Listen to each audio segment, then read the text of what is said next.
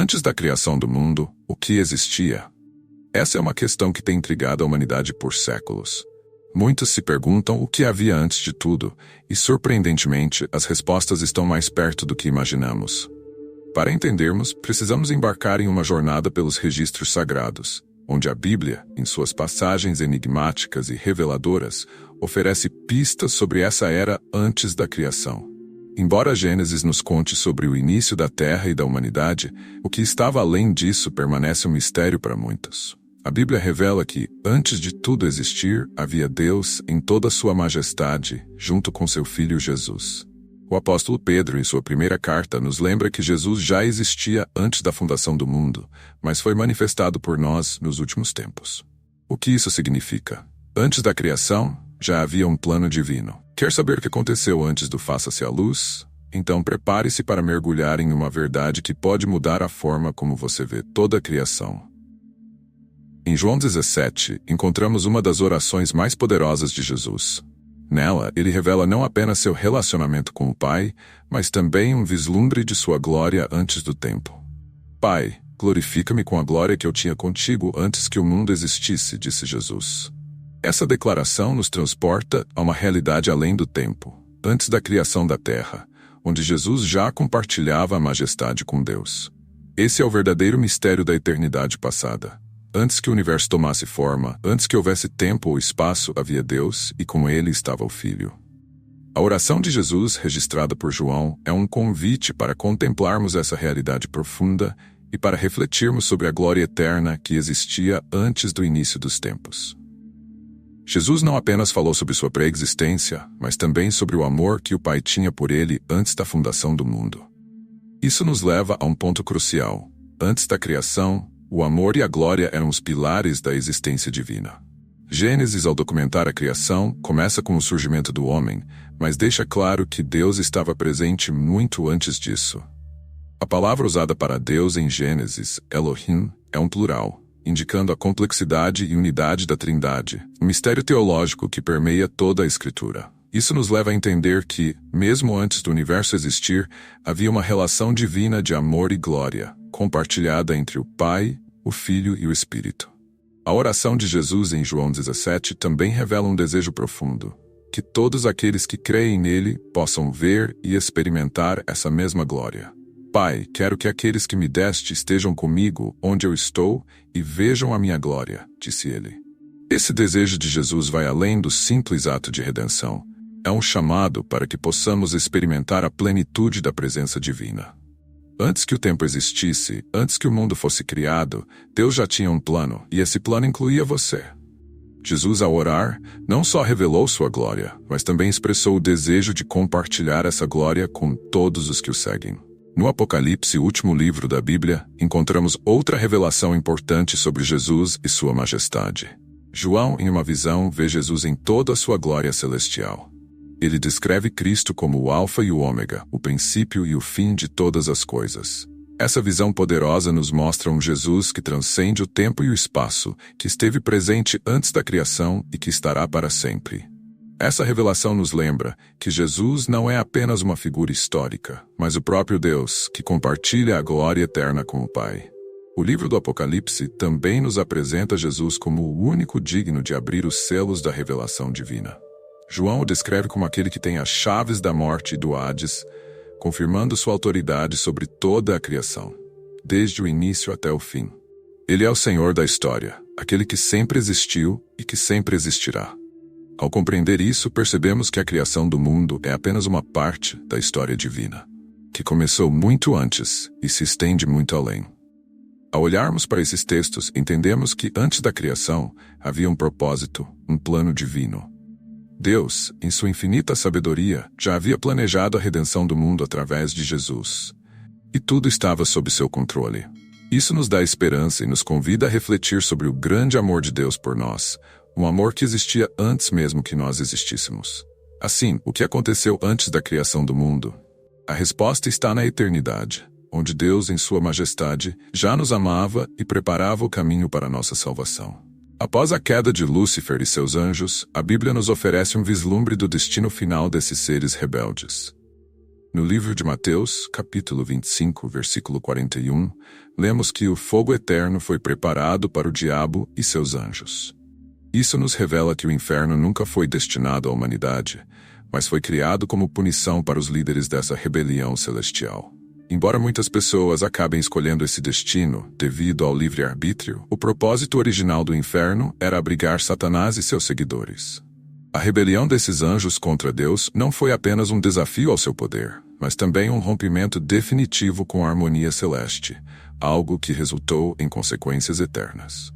De acordo com a Bíblia, 1/3 dos anjos seguiu Satanás nessa revolta, e a punição deles é inevitável. Alguns desses anjos caídos foram aprisionados no inferno, enquanto outros vagam pela terra, buscando corromper a humanidade. Um exemplo clássico disso é mencionado em Gênesis 6, quando alguns anjos caídos se uniram com mulheres humanas, gerando descendentes gigantes. Esse relato reforça a ideia de que Satanás não é apenas uma figura alegórica ou simbólica, mas um ser real e poderoso que atua diretamente na esfera espiritual e física. Ele está empenhado em destruir tudo o que reflete a glória de Deus, especialmente os cristãos, que ele vê como uma ameaça direta aos seus planos. Uma das maiores armadilhas espirituais é acreditar que Deus e o diabo são opostos equivalentes. Isso seria um erro gravíssimo, pois Deus é o Criador onipotente enquanto Satanás é apenas uma criatura. Mesmo em sua rebelião e astúcia, Satanás jamais poderá se igualar ao poder de Deus. No entanto, subestimar Satanás também seria um equívoco perigoso. Ele é um ser experiente, com séculos de prática em enganar e destruir, sempre buscando formas de manipular e distorcer a verdade. Sua capacidade de influenciar e enganar a humanidade não deve ser subestimada, mas também não devemos temê-lo, pois o poder de Deus é infinitamente superior. Desde o início, a derrota de Satanás foi declarada por Deus. Em Gênesis, logo após a queda do homem, Deus já havia profetizado que a serpente seria esmagada. Isso se cumpriu parcialmente na cruz, onde Jesus venceu o poder do pecado e da morte, embora aguardemos o cumprimento final dessa vitória no fim dos tempos. Nesse cenário, os cristãos são chamados a estar preparados para a batalha espiritual. Não estamos simplesmente vivendo uma vida material, mas estamos envolvidos em uma guerra cósmica entre o bem e o mal, entre o reino de Deus e o reino das trevas. Para vencer essa batalha, precisamos estar sintonizados com a vontade de Deus e enraizados em oração, para que possamos discernir e resistir às investidas malignas. A realidade espiritual pode ser negligenciada por muitos, especialmente em tempos modernos, mas isso não significa que ela não esteja presente. Todos os dias somos influenciados por forças invisíveis que atuam ao nosso redor, e ignorá-las pode nos colocar em grande desvantagem.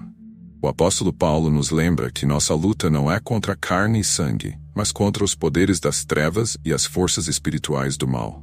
Esses dois reinos estão em constante conflito, e cabe a cada um de nós escolher de qual lado estamos. O reino de Deus é o reino da luz, da vida e das bênçãos, enquanto o reino de Satanás representa as trevas, a morte e a destruição. Esse conflito espiritual teve origem muito antes da criação da Terra, quando Satanás foi expulso do terceiro céu, e continua até hoje.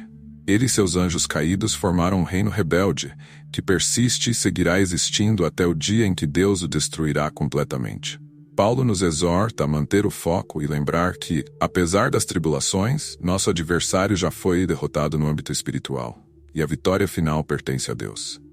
Em Efésios, vemos uma revelação ainda mais profunda.